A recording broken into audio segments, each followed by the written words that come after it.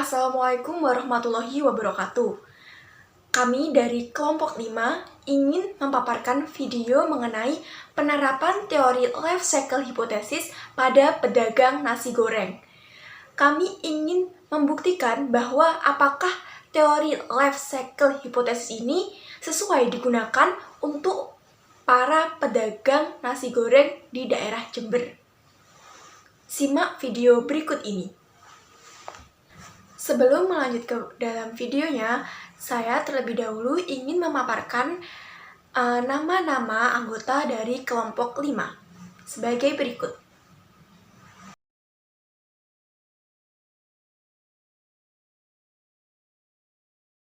Yang pertama, kita perlu memahami mengenai arti konsumsi. Konsumsi berasal dari bahasa Inggris, yaitu to consume, yang berarti memakai atau menghabiskan. Menurut Kamus Besar Bahasa Indonesia, kata konsumsi itu diartikan dengan pemakaian barang hasil produksi. Secara luas, konsumsi adalah kegiatan mengurangi atau menghabiskan nilai guna suatu barang atau jasa, baik secara sekaligus maupun berangsur-angsur untuk memenuhi kebutuhan, agar kita memperoleh kepuasan. Konsumsi ini adalah kegiatan memanfaatkan barang-barang atau jasa dalam memenuhi kebutuhan hidup. Barang-barang yang diperlukan untuk memenuhi kebutuhan hidup ini tergantung dari pendapatan yang diperoleh. Setiap individu pastinya memiliki konsumsi yang berbeda-beda. Tetapi dalam video ini kami fokuskan atau kerucutkan pada pola konsumsi yang dilakukan oleh penjual nasi goreng daerah Jember. Apakah penjual nasi goreng ini sesuai dengan teori konsumsi life cycle hypothesis? Makanya simak video selanjutnya. Pengertian life cycle hypothesis yaitu teori ekonomi yang dikembangkan pada awal tahun 1950-an yang menyatakan bahwa seseorang merencanakan pengeluaran mereka sepanjang hidup mereka dengan memperhitungkan pendapatan masa depan mereka. Nah, pada teori life cycle hypothesis ini menekankan bahwa seseorang memiliki pemikiran pentingnya menabung untuk melakukan konsumsi pada hari tua nanti. Jadi, artinya life cycle hypothesis ini menjelaskan bahwa ketika seseorang memiliki pendapatan yang tinggi, mereka akan melakukan yang namanya saving ataupun menabung. Dan ketika seseorang tersebut tidak memiliki pendapatan ataupun berpendapatan rendah, mereka akan menggunakan tabungannya untuk tetap bisa melakukan konsumsi. Pada kurva tersebut, mengapa konsumsi sejajar dengan saving? Dikarenakan ketika seseorang pada umur produktifnya, sebagai contohnya dia sudah memulai bekerja, seseorang akan melakukan konsumsi dan sisa dari konsumsinya akan ditabung. Oleh karena itu, konsumsi dan saving sejajar atas dan bawah. Ketika seseorang tersebut sudah tidak memiliki pendapatan, orang tersebut akan menggunakan tabungannya sebagai konsumsi atau juga disebut sebagai saving. Lalu berlanjut kepada materi yang sebelumnya sudah disampaikan oleh rekan saya akan melanjutkan yaitu dengan membahas yaitu terdapat 3 tahapan life cycle hypothesis, yaitu yang pertama masa sebelum produktif atau 0 tahun hingga mencapai usia kerja. Nah, dalam tahapan ini dikatakan bahwa seseorang itu melakukan konsumsi dalam kondisi saving. Nah, di masa ini pendapatan mereka tuh masih sangat kecil bahkan nol, sehingga konsumsi mereka atau konsumsi seseorang tuh masih bergantung kepada orang lain. Lalu yang kedua yaitu ada di periode atau masa di mana produktivitas atau produktif dari seseorang yang sudah bekerja hingga di usia di mana orang itu sudah mendekati usia tuanya. Nah, pada tahapan ini, pendapatan seseorang itu sudah mampu memenuhi pengeluaran dari konsumsinya sendiri dan sudah tidak bergantung kepada orang lain. Yang dimana banyak dari mereka itu sudah bisa menabung atau saving. Lalu yang ketiga ada periode tidak produktif lagi. Yang dimana pada tahapan ini seseorang itu kembali atau berada dalam kondisi saving.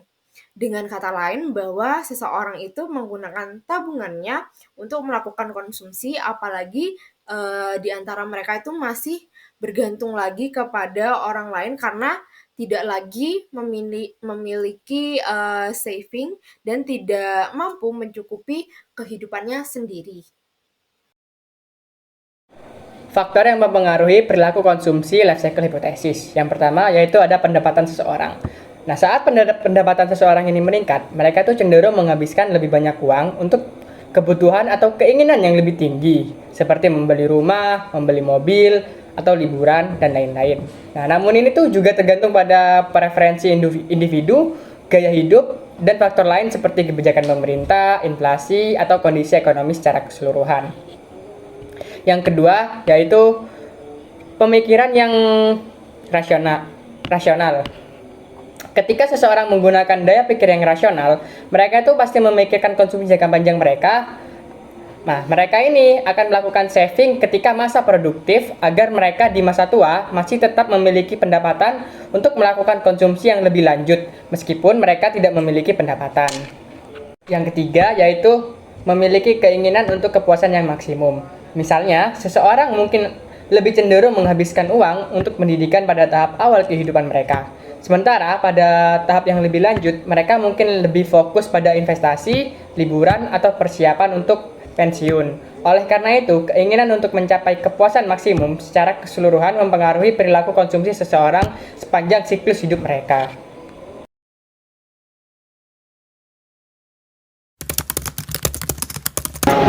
Tadinya bisa 300, bisa 400. Sisanya bisa ditabung, tergantung kegunaan, kadang untuk biaya anak sekolah. Buat belanja setiap hari sama nabung. Berarti tetap ya Bapak, meskipun pendapatannya naik atau turun. Cuma nanti kalau hari ini sepi, kita ngurangi bisnis. Oh, maksudnya ngurangi jumlah. Ngurangi nasnya. Oh, jumlah. Sebagian saya sisihkan dari hasil penjualan untuk masa depan atau jangka panjang. Misalnya untuk BPJS, untuk kesehatan itu kan, disisihkan untuk itu.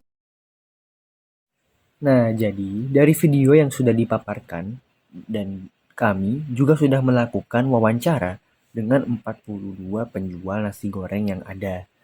Nah, rata-ratanya penjualan mereka itu per hari itu bisa mencapai 300 hingga 400 ribu. Dengan jumlah pendapatan tersebut, sebagian besar pedagang yang kami wawancarai itu dapat memisahkan penghasilannya itu menjadi dua bentuk. Nah, pertama itu digunakan untuk berbelanja. Nah, yang kedua itu bisa untuk digunakan untuk kebutuhan sehari-hari bagi para penjual. Nah, sisanya lagi itu bisa untuk ditabung.